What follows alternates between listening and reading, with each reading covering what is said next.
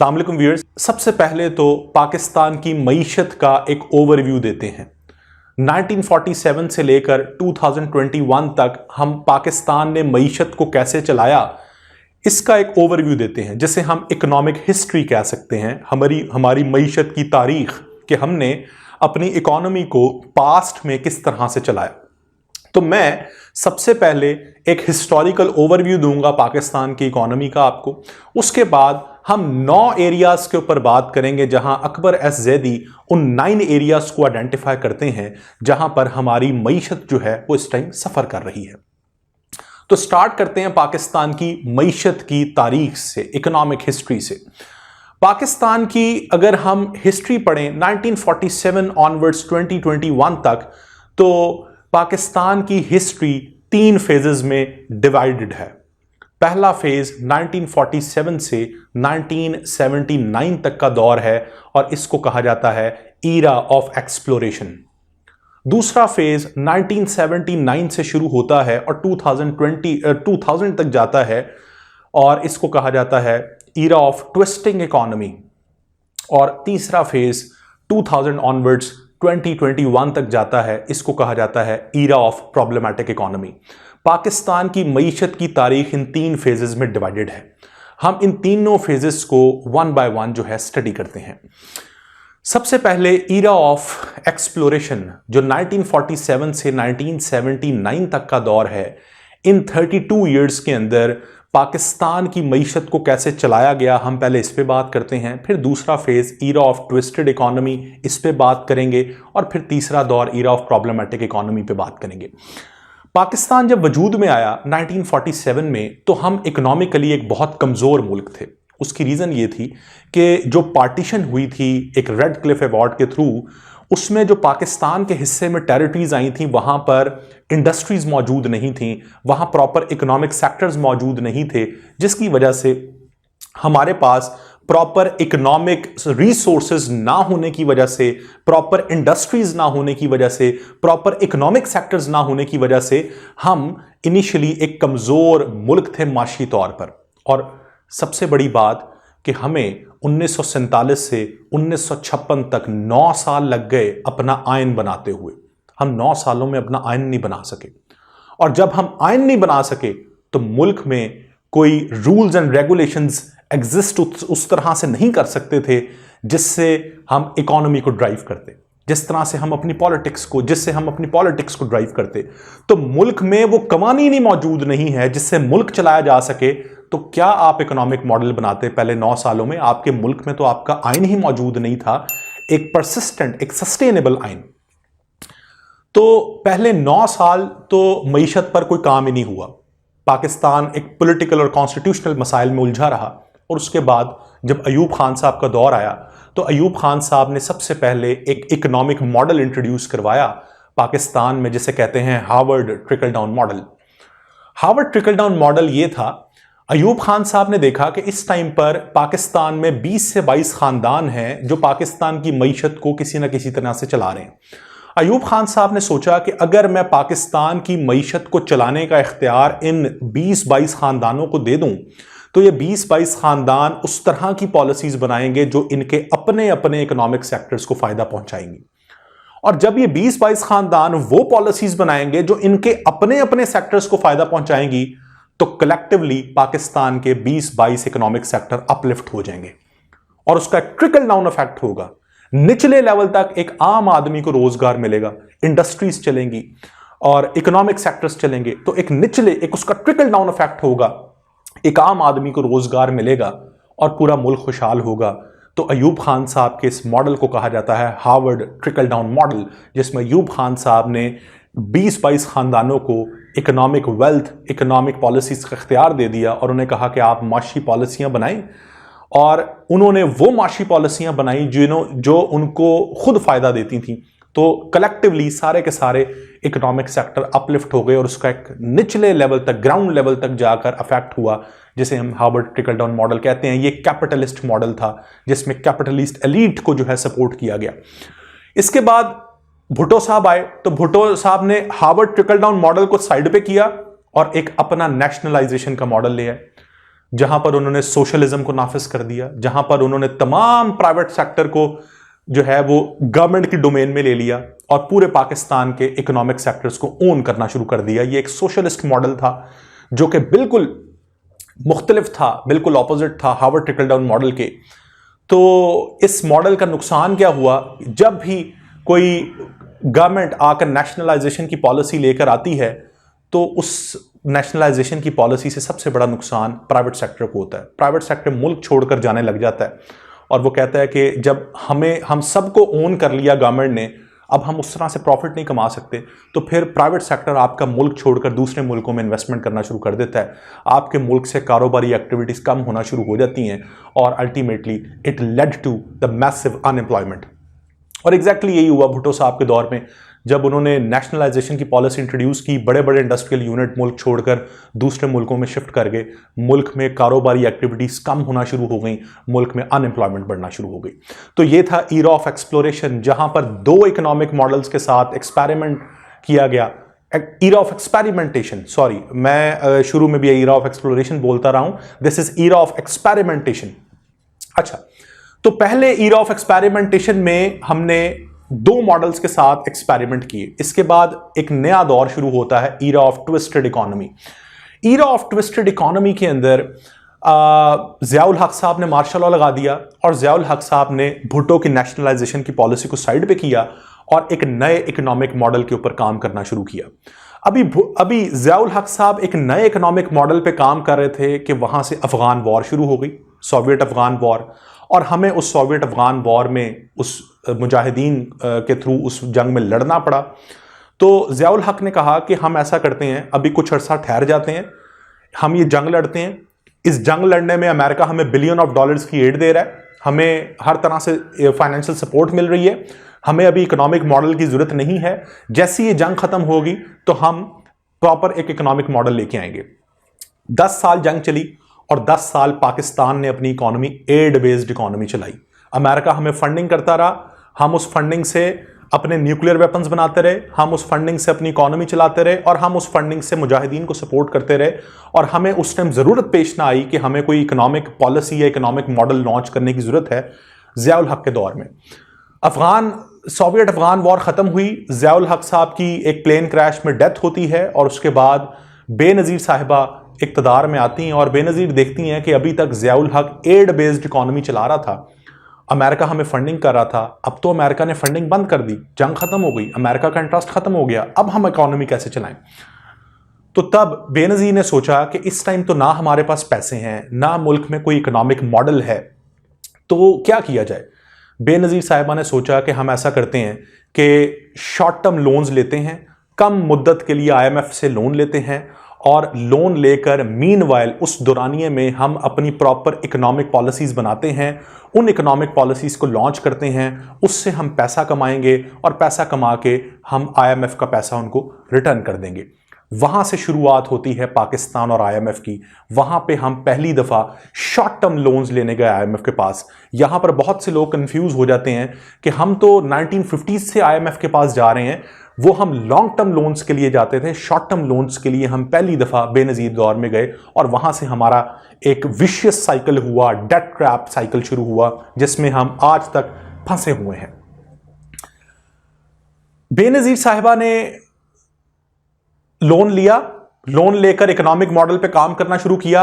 अभी बेनज़ीर साहिबा economic model बना ही रही थी कि उनकी गवर्नमेंट को टॉपल कर दिया गया। नवाज शरीफ साहब आए, उन्होंने सोचा कि जो बेनज़ीर ने पैसे लिए थे वो भी खत्म हो गए, मॉडल भी नहीं बना, तो हम ऐसा करते हैं दोबारा IMF से पैसे लेते हैं, इकोनॉमिक मॉडल पे काम करते हैं और मीनवाइल हम अपनी इकोनॉमिक पॉलिसीज बनाते हैं। तो नवाज शरीफ साहब ने भी बेनज़ीर की पॉलिसी को अडॉप्ट किया, IMF के पास गए, लोन लिया, लोन लेकर उसको साथ साथ इकोनॉमिक मॉडल पे काम करना शुरू किया और इतनी देर में नवाज शरीफ साहब की गवर्नमेंट को भी टॉपल कर दिया गया। फिर बेनज़ीर आई, उन्होंने दोबारा पॉलिसी को इंप्लीमेंट किया, IMF के पास गई, उनकी गवर्नमेंट को गिरा दिया गया, फिर नवाज शरीफ आए, उनकी गवर्नमेंट को गिरा दिया गया। तो इन 12 सालों में हमारी इकोनॉमी सस्टेन नहीं कर सकी। क्यों? क्योंकि हमारा पॉलिटिकल सिस्टम स्टेबल नहीं था और हम उस IMF के विशियस डेट साइकिल में फंस गए। तो इस दौर को कहते हैं ईरा ऑफ ट्विस्टेड इकोनॉमी। और इसके बाद एक नया दौर शुरू होता है, era of problematic economy. Musharraf साहब का दौर 2000 से लेकर आज इमरान खान साहब के दौर तक। मुशर्रफ साहब जब आए इक़्तिदार में तो इन्होंने देखा कि इस टाइम पर हमारे ऊपर सैंक्शंस लगी हुई हैं, क्योंकि हमने न्यूक्लियर टेस्ट किए थे, हमने कारगिल वॉर की थी। तो मुशर्रफ साहब ने अफ़गानिस्तान में अमेरिका का साथ दिया, अमेरिका ने हमारे ऊपर से सैंक्शंस उठाई और अमेरिका ने हमें फंडिंग करना शुरू कर दी, हमें एड देना शुरू कर दी। जब अमेरिका ने पाकिस्तान को एड देना शुरू की तो मुशर्रफ साहब ने सोचा कि मैं एक प्रॉपर अपना इकोनॉमिक मॉडल बनाता हूं, इस पैसे को वहां इन्वेस्ट करता हूं और उससे हम अपनी इकोनॉमी को सस्टेन करते हैं। अमेरिका ने हमें एड देना शुरू की, मुशर्रफ साहब ने अपना एक इकोनॉमिक मॉडल बनाया जिसे कहते हैं कंज्यूमर क्रेडिट मॉडल, या इसका दूसरा नाम है सब्सिडाइज्ड क्रेडिट स्कीम्स।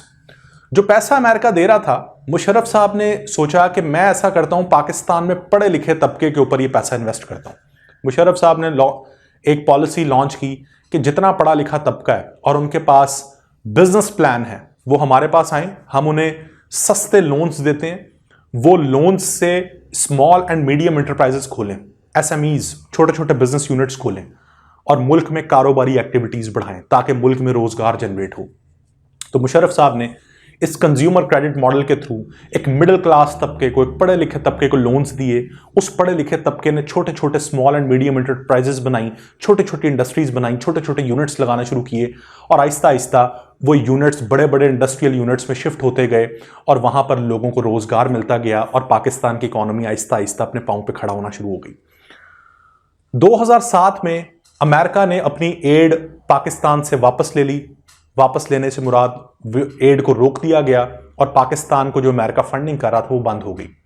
ये वो दौर था जो मुशर्रफ ने इंडस्ट्रीज बनाई थी, वो इंडस्ट्रीज मैच्योरिटी की स्टेज पे पहुंच चुकी थी, उनकी एनर्जी नीड्स थी, उनकी डिमांड थी कि हमें ज़्यादा से ज़्यादा एनर्जी दी जाए ताकि हम ज़्यादा से ज़्यादा प्रोडक्शन कर सकें। और एनर्जी पाकिस्तान हमेशा तेल से बनाता है, 70% हमारे मुल्क में बिजली तेल से बनती है और तेल हम बाहर के मुल्कों से ख़रीदते हैं और बाहर से मुल्कों से तेल खरीदने के लिए आपको पैसे चाहिए होते हैं और पैसे उस टाइम पर हमारे पास थे नहीं, क्योंकि अमेरिका हमारी एड बंद कर चुका था। अब जब इंडस्ट्रीज की डिमांड थी, नीड थी एनर्जी, और उनकी नीड पूरी नहीं हो रही थी, उनको बिजली नहीं मिल रही थी। बिजली क्यों नहीं मिल रही थी? आपके पास पैसे नहीं थे ऑयल खरीदने के और ऑयल से बिजली प्रोड्यूस करने के। वहां से स्टार्ट हुई लोड शेडिंग। और जो मुशर्रफ साहब इंडस्ट्रीज को मैच्योरिटी तक पहुंचा कर गए थे, पीपल्स पार्टी का दौर आया, पीपल्स पार्टी उसको कोप अप नहीं कर सकी और वो पूरी की पूरी इंडस्ट्री, वो जो बैकबोन था, टेक्सटाइल सेक्टर था, स्पोर्ट्स सेक्टर फ्लरिश कर रहा था, वो सारे का सारा कोलैप्स कर गया ड्यू टू लोड शेडिंग। और वहां से एक नया मसला स्टार्ट हुआ सर्कुलर डेट का। इस सर्कुलर डेट को मैं एक्सप्लेन करूंगा फिर किसी वीडियो के अंदर और आपको इसका बताऊंगा कि कॉन्सेप्ट क्या है। तो सर्कुलर डेट का मसला शुरू हुआ। इस सर्कुलर डेट से पीपल्स पार्टी नहीं निकल पाई और पीपल्स पार्टी का दौर एक डार्क दौर रहा, जहां पर पाकिस्तान की जीडीपी ग्रोथ, जहां पे पाकिस्तान का इंडस्ट्रियल सेक्टर कोलैप्स कर गया, जीडीपी ग्रोथ हमारी डिक्लाइन का शिकार हो गई, फॉरेन एक्सचेंज रिजर्व्स हमारे कम हो गए, current account deficit, fiscal deficit जैसे इंडिकेटर्स हम सब में जो है वो नीचे जाते रहे। फिर नवाज शरीफ साहब का दौर आया तो नवाज शरीफ साहब अपनी एक इकोनॉमिक मॉडल लेके आए जिसे कहते हैं क्रॉनी कैपिटलिज्म। क्रॉनी कैपिटलिज्म से मुराद है कि नवाज शरीफ साहब ने एक इंडस्ट्रियलिस्ट तबके को सपोर्ट किया। नवाज शरीफ साहब ने जितने अपने दोस्त अहबाब थे, अपने जानने वाले थे, आयरन इंडस्ट्री, उसके बाद पोल्ट्री इंडस्ट्री, हाउसिंग इंडस्ट्री, उसके साथ साथ शुगर इंडस्ट्री, 3, 4, 5 इकोनॉमिक सेक्टर्स जहां पर अपने इंटरेस्ट थे, अपने जानने वाले इंटरेस्ट थे, उन इकोनॉमिक सेक्टर्स को, उन इंडस्ट्रीज को अपलिफ्ट किया on the expense of other industries. इसे क्रॉनिक कैपिटलिज्म इसीलिए कहा जाता है कि सारे इंडस्ट्रियल तबके को सपोर्ट नहीं किया, 3-4 इंडस्ट्रियल जो सेक्टर्स थे उनको सपोर्ट किया on the expense of other industrial sectors. तो नवाज शरीफ साहब के दौर में तरक्की तो हुई, लेकिन उस तरक्की में एक बहुत छोटा तबका उसने प्रॉस्पर किया और बाकी जो तबका है उसने प्रॉस्पर नहीं किया। और फिर एक बड़ी खुशाइन बात थी सी पैक जो इस दौर में आया। इस दौर में सी पैक के थ्रू इंफ्रास्ट्रक्चर डेवलपमेंट हुई, स्पेशल इकोनॉमिक जोन्स बने और स्टिल अभी इनॉग्रेट हो रहे हैं जिसमें बाहर के मुल्क से इन्वेस्टमेंट्स आ रही हैं। तो इस चीज़ ने पाकिस्तान की इकोनॉमी को थोड़ा बूस्टअप दिया और उसके बाद इमरान खान साहब आए और इमरान खान साहब ने आके उस नवाज शरीफ साहब की उस पॉलिसी को, क्रॉनिक कैपिटलिज्म को साइड पे किया और उसी इंडस्ट्रियलिस्ट तबके का, जिसको नवाज शरीफ साहब बड़ा प्रॉस्पर करके गए थे, इमरान खान ने उनका क्रैकडाउन शुरू कर दिया। जहांगीर तरीन केस और ये सब चीज़ें आपके सामने हैं जो हमारी पॉलिटिक्स में होता आया है। इमरान खान साहब एक दोबारा से नया मॉडल ले आए, जो जिसे वो कहते हैं रियासत मदीना का मॉडल, जहां पर वो एक आम आदमी को अपलिफ्ट करना चाहते हैं, गरीब आदमी को अपलिफ्ट करना चाहते हैं, एहसास प्रोग्राम के थ्रू, ई रोजगार प्रोग्राम के थ्रू, इंसाफ सेहत कार्ड प्रोग्राम के थ्रू, और वो उस कैपिटलिस्ट तबके के खिलाफ हैं। तो ये एक नया मॉडल ले आए हैं। ये नया मॉडल किस हद तक कामयाब होगा ये तो पता चलेगा हमें आने वाले कुछ सालों में, जब इस पॉलिसीज के आउटकम्स आना शुरू होंगे। तो ये एक ओवरव्यू था इकोनॉमिक हिस्ट्री का, जो अकबर एज़ैदी साहब ने बड़ी खूबसूरती से बयान की है। और इस इकोनॉमिक हिस्ट्री से हम एक्सट्रैक्ट करते हैं पाकिस्तान के मसाइल क्या हैं। पाकिस्तान का सबसे बड़ा मसला है पॉलिसी इंप्लीमेंटेशन। हमारे मुल्क में जो पॉलिसीज इंप्लीमेंट होती हैं उनमें कंसिस्टेंसी नहीं है। एक गवर्नमेंट आती है, वो अपनी पॉलिसी लेकर आती है, और दूसरी गवर्नमेंट उस पॉलिसी को आकर ख़त्म करके वो अपना इकोनॉमिक डॉक्ट्रिन ले आती है। हमने देखा अयूब खान साहब लेकर आए Harvard trickle down model, Bhutto साहब ने उसको साइड पे करके नेशनलाइजेशन की पॉलिसी इंट्रोड्यूस करवा दी। भुट्टो साहब को साइड पे करके ज़ियाउल हक ने एड बेस्ड इकोनॉमी चलाना शुरू कर दी। ज़ियाउल हक की एड बेस्ड इकोनॉमी को छोड़कर बेनज़ीर ने एक डेट बेस्ड इकोनॉमी चलाना शुरू कर दी। मुशर्रफ साहब आए तो वो कंज्यूमर क्रेडिट मॉडल ले आए, नवाज शरीफ साहब आए तो वो क्रॉनिक कैपिटलिज्म ले आए, इमरान खान साहब आए तो वो रियासत मदीना की बात करते हैं। तो पाकिस्तान में सबसे बड़ा फुकदान है पॉलिसी इंप्लीमेंटेशन। हमारी पॉलिसी आज तक कभी, माशी पॉलिसी लॉन्ग टर्म में कभी सस्टेन ही नहीं की, जिसकी वजह से आज हम माशी तौर पर यहाँ पर खड़े हैं जहां पर हम सब लोग सफर कर रहे हैं। दूसरी बात कि economic policies are always drive from the political system of the country. Pakistan का अलमिया ये है कि हमारा पहले दिन से पॉलिटिकल सिस्टम बहुत कमजोर रहा है, मार्शल लॉज लगते रहे हैं, इंस्टीट्यूशनल इम्बैलेंस नजर आता है, पोलराइज्ड पॉलिटिक्स नजर आती है। तो जब आपका पॉलिटिकल सिस्टम स्टेबल नहीं होता तो तब तक आपकी मईशत स्टेबल नहीं होती। ये दूसरा बड़ा रीज़न है अकबर एज़ैदी साहब जो इसमें बताते हैं कि political instability, polarised politics Pakistan का बहुत बड़ा अलमिया है, जिसकी वजह से हम कभी सस्टेन नहीं कर पाए। तो ये तो चीज़ें हम ड्राइव करते हैं पाकिस्तान की हिस्ट्री से। अब हम आगे बात करते हैं अकबर एज़ैदी साहब ने जो 9 एरियाज अपनी किताब में आइडेंटिफाई किए हैं। सबसे पहली बात अकबर एज़ैदी साहब कहते हैं सबसे पहला एरिया जहां पर हम मईशत माशी तौर पर हम बहुत कमज़ोर हैं वो है policy framework issues. Policy framework issues में अकबर एज़ैदी साहब कहते हैं कि पाकिस्तान में सबसे बड़ा अलमिया ये है कि हमारे पॉलिसी मेकर्स को यही नहीं पता कि पॉलिसीज़ बनानी क्या है। हमारे पॉलिसी मेकर्स को माशी मसाइल की नौयत का ही अंदाज़ा नहीं है। वो जो पॉलिसीज़ बना रहे हैं वो फ्लॉड पॉलिसीज़ हैं। इसकी मिसाल अकबर एज़ैदी साहब देते हैं कि हमारे मुल्क में इस टाइम पर एग्रीकल्चर सेक्टर में 45% ऑफ पॉपुलेशन, पाकिस्तान की 45% अवाम अपनी इनपुट दे रही है। यूं समझ लीजिए कि 9 से 10 करोड़ लोग एग्रीकल्चर सेक्टर में अपनी इनपुट देते हैं हर साल, और एग्रीकल्चर सेक्टर आपके जीडीपी का, आपके नेशनल इनकम का सिर्फ 19% आपको कमा कर देता है। मसलन अगर पाकिस्तान 100 रुपया कमाता है हर साल, तो एग्रीकल्चर सेक्टर सिर्फ 19 रुपये कमा के देता है। वो सेक्टर जहां आपकी 45% पॉपुलेशन अपनी इनपुट दे रही है। और इसका कंपैरिजन अगर हम इंडस्ट्रियल सेक्टर से करें तो इंडस्ट्रियल सेक्टर में आपकी सिर्फ 19% जो पॉपुलेशन है वो अपनी इनपुट देती है, और इन रिटर्न अगर आप 100 रुपया कमाते हैं तो इंडस्ट्रियल सेक्टर आपको उसमें से 30 रुपए कमा के देता है। तो एक जगह आप इनपुट दे रहे हैं 45% और रिटर्न आपको मिल रहा है जस्ट 19%, और एक जगह आप इनपुट दे रहे हैं 19% और आपको रिटर्न मिल रहा है 30%। तो इंसानी अकल क्या कहती है कि हमें इंडस्ट्रियल सेक्टर पे फोकस करना चाहिए, हमें इंडस्ट्रियल बेस्ड पॉलिसीज बनानी चाहिए। लेकिन आज भी आपके पॉलिसी मेकर्स समझते हैं कि पाकिस्तान एक एग्रेरियन सोसाइटी है। आज भी आपकी policy makers agricultural centric policies बना रहे हैं, जबकि पाकिस्तान 1970 में ही इंडस्ट्रियलाइज्ड कंट्री बन चुका था, जब अयूब खान साहब और फिर भुट्टो साहब नेशनलाइजेशन की पॉलिसी लेके आए, हार्वर्ड ट्रिकल डाउन मॉडल लेके आए। तब से ही हम एक इंडस्ट्रियलाइज्ड कंट्री बन चुके थे। हम एक एग्रेरियन कंट्री नहीं है, लेकिन आज भी आपके policy makers agriculture centric policies बना रहे हैं। और एग्रीकल्चर सेंट्रिक पॉलिसीज बनाकर भी हम उनकी इशूज से नहीं हट पा रहे। हम की इश्यूज को एड्रेस नहीं कर पा रहे। एग्रीकल्चर सेक्टर में हमारी दिन ब दिन प्रोडक्शन कम हो रही है, क्यों? उसका सबसे बड़ा मसला हमारे पास पानी ही नहीं है एग्रीकल्चर सेक्टर में लगाने के लिए।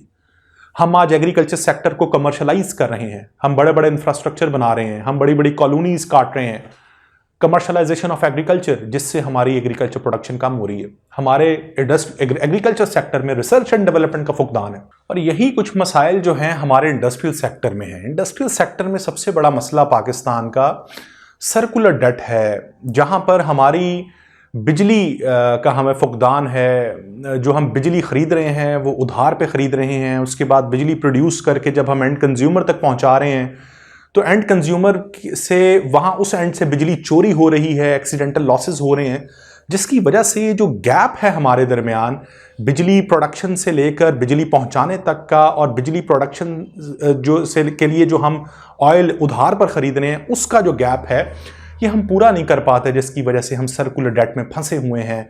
और इसके साथ साथ हमारे रिसर्च एंड डेवलपमेंट का फुकदान, इनोवेशन का फुकदान हमारे टेक्सटाइल सेक्टर और दूसरे इंडस्ट्री सेक्टर में भी मिलता है। फिर एक और इशू जो पॉइंट आउट करते हैं अकबर अज़ैदी अपनी किताब में, वो है फिस्कल फेडरलिज्म। फिस्कल फेडरलिज्म का कॉन्सेप्ट ये है कि कभी भी हमारी वफाकी गवर्नमेंट ने अपनी फिस्कल पावर्स, फाइनेंशियल पावर्स को डिवॉल्व नहीं किया।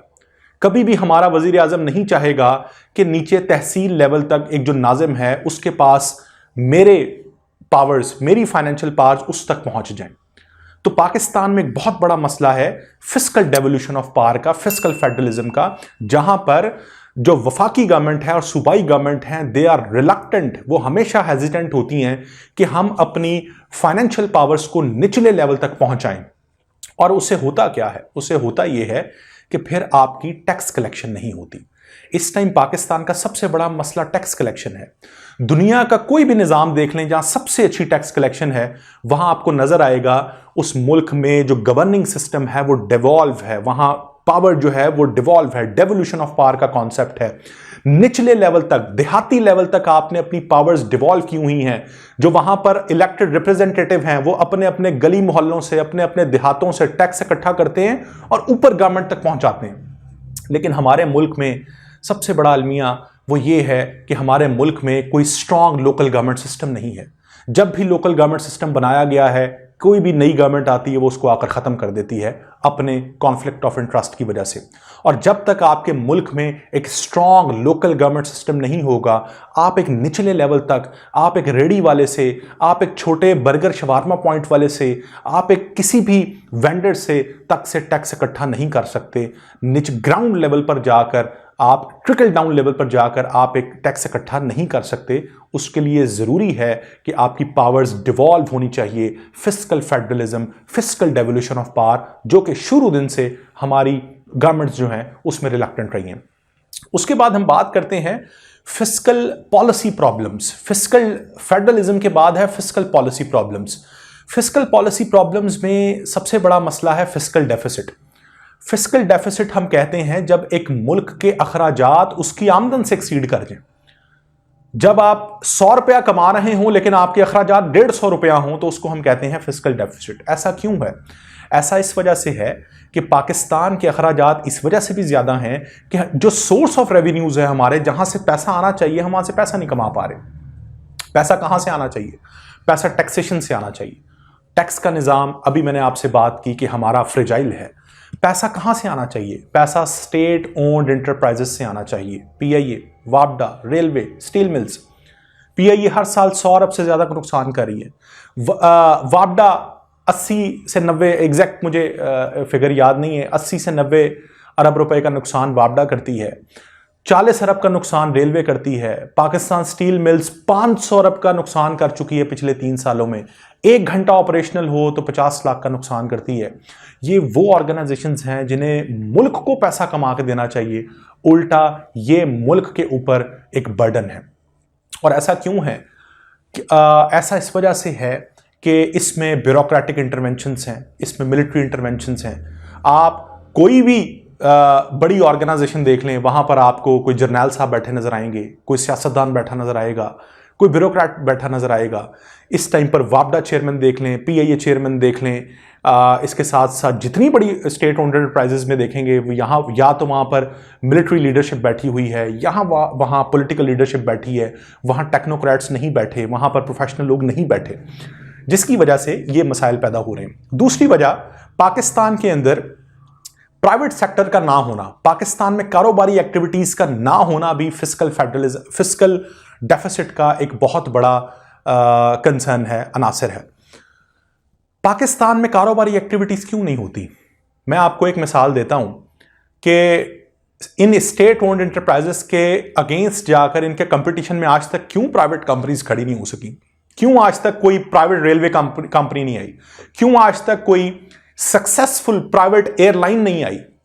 उसकी वजह कि ये जितनी स्टेट ओन्ड एंटरप्राइजेस हैं, इनमें मिलिट्री के इंटरेस्ट हैं, इनमें गवर्नमेंट के इंटरेस्ट हैं, इनमें नैरो पॉलिटिकल एलीट के इंटरेस्ट हैं। ये कभी नहीं चाहेंगे हमारी इन स्टेट ओन्ड एंटरप्राइजेस के अगेंस्ट प्राइवेट सेक्टर आकर खड़ा हो, एक स्ट्रॉन्ग कंपटीशन खड़ा हो और हमारी जो इंटरेस्ट हैं इसमें वो कंप्रोमाइज होते जाए। तो हमारी जो ब्यूरोक्रेटिक मिलिट्री और पॉलिटिकल एलीट है उसके कभी इंटरेस्ट नहीं रहे कि एक प्राइवेट सेक्टर आए और वो इनको आकर यहां पर कंपीट करे। तो ये वो रीजंस हैं जिसकी वजह से हम इन फिस्कल पॉलिसी प्रॉब्लम्स में फंसे हुए हैं। और इसके बाद बात करते हैं मॉनेटरी पॉलिसी प्रॉब्लम्स की। मॉनेटरी पॉलिसी प्रॉब्लम्स में हमारा बैंकिंग सिस्टम आ जाता है। हमारे बैंकिंग सिस्टम भी फ्लॉड है। हमारे बैंकिंग सिस्टम ने कभी भी एक आम आदमी को फ्लरिश करने की, प्रॉस्पर करने की मौके नहीं पेश की। एक इंडस्ट्रियलिस्ट बैंक के पास जाएगा, बैंक्स उसको करोड़ों रुपया लोन दे देंगे और वो इंडस्ट्रियलिस्ट वो करोड़ों रुपया लोन लेकर अपनी इंडस्ट्रीज को मजीद फ्लरिश कर लेगा। कभी भी बैंक्स ने, कभी भी आपकी स्टॉक मार्केट्स ने एक आम आदमी के लिए मौके पैदा नहीं किए। आपका बैंकिंग सिस्टम इतना फ्लॉड है कि उसने हमेशा एक अमीर तबके को फोकस किया है, एक अमीर तबके को फैसिलिटेट किया है। उन्होंने कभी भी एक लोअर मिडिल क्लास तबके को उस लेवल पर जाकर क्रेडिट्स नहीं दिए, उस लेवल पर जाकर उसको फाइनेंशियली फैसिलिटेट नहीं किया कि वो उन लोन से अपने आप को प्रॉस्पर कर सके, अपना कारोबार खोल सके और एक टाइम पर वो लोन्स वापस कर सके। तो ये मॉनेटरी पॉलिसी प्रॉब्लम्स हैं। और इसके बाद एक बहुत बड़ा मसला आता है पाकिस्तान का, जो पाकिस्तान के इस टाइम पर फाइनेंशियल प्रॉब्लम्स है with Washington consensus, financial issues with Washington consensus. Washington consensus क्या है? IMF, world bank. पाकिस्तान इस टाइम पर IMF और वर्ल्ड बैंक जैसे अदारों से स्ट्रक्चरल एडजस्टमेंट प्रोग्राम्स और स्टैंड बाय अरेंजमेंट्स के थ्रू लोन लेता है। ये ममालिक, ये ऑर्गेनाइजेशंस इन्हीं दो प्रोग्राम्स के तहत पाकिस्तान को कंडीशन बेस्ड लोन्स देती हैं और इंश्योर करती हैं कि पाकिस्तान की इकोनॉमी कभी प्रॉस्पर ना कर सके। ना सिर्फ पाकिस्तान की बल्कि किसी भी मुल्क की इकोनॉमी प्रॉस्पर ना कर सके, ये स्ट्रक्चरल एडजस्टमेंट प्रोग्राम्स और स्टैंड बाय अरेंजमेंट्स के थ्रू ऐसी कंडीशंस लगाते हैं मुल्कों पर कि मुल्क प्रॉस्पर ना कर सकें और मुल्क इनके डेट ट्रैप में फंसे रहें। इसको इंटरनेशनल रिलेशंस की टर्मिनोलॉजी है नियो इंपीरियलिज्म, उसके अंदर इसको बहुत अच्छे से एक्सप्लेन किया जा सकता है। इसके बाद मैं सेकंड लास्ट पे बात करूंगा। पाकिस्तान में जो अकबर एज़-ज़ैदी साहब एक और मसला आइडेंटिफाई करते हैं वो है development paradox, Pakistan development paradox. Akbar Zaidi साहब कहते हैं कि ये सब माशी मसाइल को देखने के बाद हम ये नहीं कह सकते कि पाकिस्तान में डेवलपमेंट नहीं हुई। पाकिस्तान में डेवलपमेंट हुई है लेकिन बहुत लिमिटेड सेक्टर्स में हुई है। पाकिस्तान में हाउसिंग इंडस्ट्री ने बड़ा फ्लरिश किया। आप देखें पाकिस्तान में बहुत खूबसूरत आर्किटेक्चर हमें नज़र आता है, बड़ी खूबसूरत हमें जो है और बड़ी डेवलप्ड किस्म की हाउसिंग स्कीम्स नज़र आती हैं, कॉलोनीज नज़र आती हैं। पाकिस्तान में हाउसिंग इंडस्ट्री को बूम आया, पाकिस्तान में हाउसिंग इंडस्ट्री ने फ्लरिश किया, लेकिन उस हाउसिंग इंडस्ट्री में भी किसने फ्लरिश किया? मलिक रियाज ने, बहरिया ऑर्चर्ड ने, सिटी हाउसिंग ने, मलिक रियाज के दामाद ने, बेटे ने, बेटी ने। उसके अलावा तो हमें कोई बड़ा ऐसा नाम नज़र नहीं आता जिसने फ्लरिश किया हो। या DHA ने, डिफेंस, इस तरह के हमें 2-3 ऐसी पार्टीज नज़र आती हैं जिन्होंने फ्लरिश किया। तो what about other stakeholders in the housing industry? तो बताने का मकसद यही कि पाकिस्तान में डेवलपमेंट हुई लेकिन एक बहुत लिमिटेड तबके ने डेवलप किया अपने आप को on the expense of the general masses. अमीर तर होता गया, गरीब तर होता गया। तो ये पाकिस्तान में एक बहुत बड़ा अलमिया है। और आखिर में हम बात करते हैं inequalities in class politics. Pakistan में शुरू से एक क्लास पॉलिटिक्स पाई गई है। पाकिस्तान में फ्यूडल स्ट्रक्चर पाया गया। बड़े बड़े फ्यूडल लॉर्ड्स थे जिनके पास हज़ारों लाखों एकड़ ज़मीनें थीं। उनका इन्फ्लुएंस था पाकिस्तान की पॉलिटिक्स में और वही feudals they turned into capitalist class वही फ्यूडल्स आज बड़े बड़े इंडस्ट्रियलिस्ट बन चुके हैं, वही आपके ऐवानों में बैठे हैं। वो कभी भी ऐसी माशी पॉलिसी नहीं बनने देते जो एक आम आदमी को फैसिलिटेट करें, जो उनके इंटरेस्ट के अगेंस्ट जाकर बड़े तबके पर लोगों को फैसिलिटेट करें। तो इस क्लास पॉलिटिक्स ने, इस क्लास पॉलिटिक्स के साथ साथ एक नैरो पॉलिटिकल एलीट ने कभी भी आपके मुल्क में इंक्लूसिव इकोनॉमिक इंस्टीट्यूशंस डेवलप नहीं होने दिए। तो अकबर एज़-ज़ैदी साहब की इस पूरी किताब का सेंस ये है कि ये जो 9 पॉइंट्स एजेंडा है, इन एरियाज़ में पाकिस्तान की इकॉनमी को कमज़ोर किया गया है। और हिस्ट्री से अगर हम मुतालिया करें इस चीज़ का आज तक, तो हमें पता चलता है कि weak political system, narrow interest of political parties और पॉलिसी इंप्लीमेंटेशंस के अंदर इनकंसिस्टेंसी और फ्लॉड पॉलिसी मेकिंग, ये रूट कॉजेज हैं, डीप सीटेड कॉजेज हैं, जिसकी वजह से हमारी इकॉनमी जो है आज तक सस्टेन नहीं कर सकी। तो ये बुक रिव्यू था अकबर एज़-ज़ैदी साहब का। मैं एक लेक्चर के अंदर, नेक्स्ट किसी लेक्चर में पूरा इकोनॉमी के चैलेंजेस पे आपसे बात करूंगा। आप लोग अक्सर सुनते हैं current account deficit, balance of payment crisis, fiscal deficit, circular debt, उसके बाद twin deficit, foreign exchange reserves का डिप्लीट होना। ये क्या कॉन्सेप्ट्स हैं, ये क्या माशी मसाइल हैं? असल में यही पाकिस्तान के मसाइल हैं। तो हम नेक्स्ट वीडियो के अंदर इंशाल्लाह इन माशी मसाइल को भी डिस्कस करेंगे। बहुत शुक्रिया।